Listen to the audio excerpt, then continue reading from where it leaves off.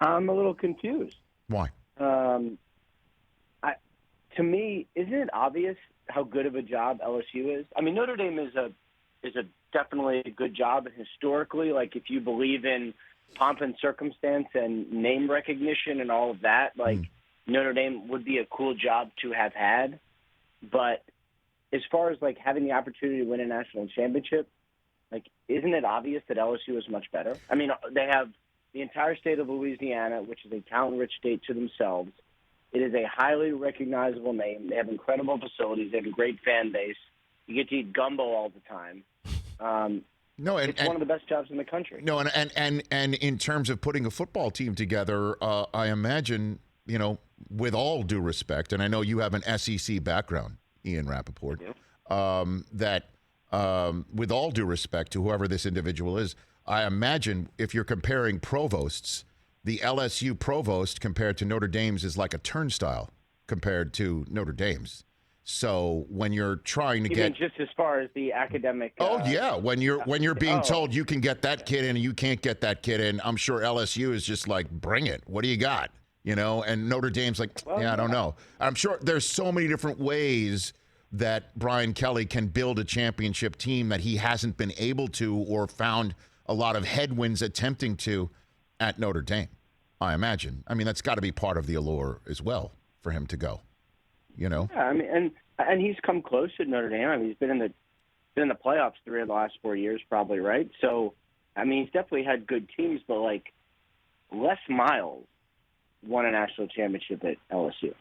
No, I know that. My point about all this is, Ian, because again, no offense, Michigan man, I know. No, because my college, yours is Alabama, correct, Ian Rapoport? Right? You've spent some time in Alabama. Well, no, covered... I mean, I went to Columbia, but I covered Mississippi State, where my lovely wife went, which is the team I root for. Now I covered Alabama for 3 years. So you've been there. I feel like I have a fairly intricate knowledge. That's exactly what I'm saying. Correct. So, my I guess hub is the Midwest, and anybody who's been rooting for college football in the Midwest or went to school there in the Midwest, the number of times you'd run into Notre Dame fans and they would tell you that they're just different. They're separate from everybody else. They are, even though we're competing against each other for recruits and on occasion on the football field. Oh my goodness gracious, they're different. They're better. They even have a higher power that we don't have, right? So you'd hear that. So to see a coach basically pass Newt Rockne and then look around the landscape and get more money and then a better spot like that, this is what we would call, we in the Midwest would call a field day moment for us, is what I'm saying, Ian. You know what I mean? And look, I feel like I can be as petty as anyone. I respect the pettiness. Oh, I'm on a petty tour right now. This is Petty Palooza with me right now, Ian, this week. You're Tom Petty. Oh, I'm Tom Petty. Yeah. I'm all the Richard. I'm name a Petty. Lori Petty. Give me a Petty. That's who I am this week. Petty. Lori yeah, Petty. she was in Point Break, right? Is that the one I'm thinking of? Ian Rapoport, everybody. Great. Tank girl. Information man. All right, let's get to the I guess the NFL part of this. Was an NFL coach reached out to by LSU or USC at all? Did Tomlin really have a tire kicked, or that was just a wish list and all that? I mean, I would say I have no idea whether or not he really did, but the problem with reporting on colleges, like the interest of college programs, is that it is not like an NFL program where the owner reaches out to the agent and starts a dialogue. Like in the NFL, if you have interest, like the owner calls the coaching agent, they have some background conversations in November and December. You kind of start the process and you go from there. In college, like let's just say, for instance, that Oklahoma was interested in Kliff Kingsbury. Let's just say that. Well, the way it works is the relative of a booster or the high school friend of a booster reaches out to a high school coach that knows Kliff Kingsbury well.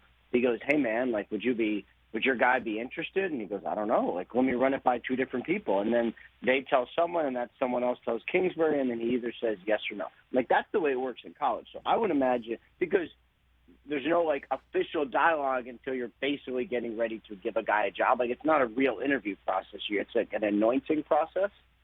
So I would imagine that every major college opening reached out to several NFL coaches, including NFL coaches with college backgrounds.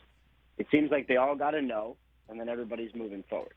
Well, how do you think the price tags for Lincoln Riley and Brian Kelly at USC and LSU, respectively, will affect the price tags for head coaches in the NFL? Because, I mean, the Brian Kelly deal that he got, just in terms of terms and dollars, and it looks just like the Gruden deal that we were all wondering why the Raiders bestowed on John, right, a couple of years ago with the tenure and the dollars. That's what you're seeing right now from LSU. And, you throw in a couple of bought houses and private jets for Lincoln Riley, and suddenly, do you think some NFL head coaches today are going, what's up with that? You think? I mean, maybe. The college contracts have always been weird. They've always been insanely long-term because if they're not long-term, then someone recruits against you, and it's like, this guy's not staying there forever. So some genius came up with the idea, we're just going to lock these guys in for 10 years. Mel Tucker gets a 35-year contract, but, can get out kind of whenever he wants. So the contracts are all – it's real money, but the contracts are all fake. You can get out of any of them. The NFL contracts aren't like that because I think if you're an NFL coach, let's say you're Kliff Kingsbury, right? You have one more year left, and then you have an option year. You don't want a long-term deal. You'd rather a short-term deal. Kingsbury's getting ready to make a lot of money. He really is. So, he'd rather a short-term deal where he can re-up rather than a 10-year deal where that's what he's getting. All right, that's twice you've mentioned his name. Is he interested in any of these jobs, Ian? Kingsbury? No. Okay. No. All right. Why does Urban Meyer's name keep coming up? Because we all just like talking about him, and he now has as many losses in his first 11 games as head coach of the Jaguars he had in the entire time at Ohio State. Is that what we're talking about? Is that true? That is true. Yeah, that's true. Huh? The reason we're talking about Urban Meyer is because we want to talk about Urban Meyer. Okay. And I think that's what happens a lot of times with these things. First of all, again, let's just play the make-believe game or whatever. Let's just say Urban Meyer is interested in one of these jobs. Let's say he's interested in Notre Dame. So they are not going to wait until mid-January or the first week of January to hire. It is not going to happen. They'd lose an entire recruiting class. In college, at his currency, it will never happen. No one waits. So for Urban Meyer to leave the Jaguars for Notre Dame, he would have to leave now, right now, take the job, give his players the finger on the way out, give them the Petrino, I think is the proper term, write a little letter and put it in their lockers or whatever it is, and then that would be it.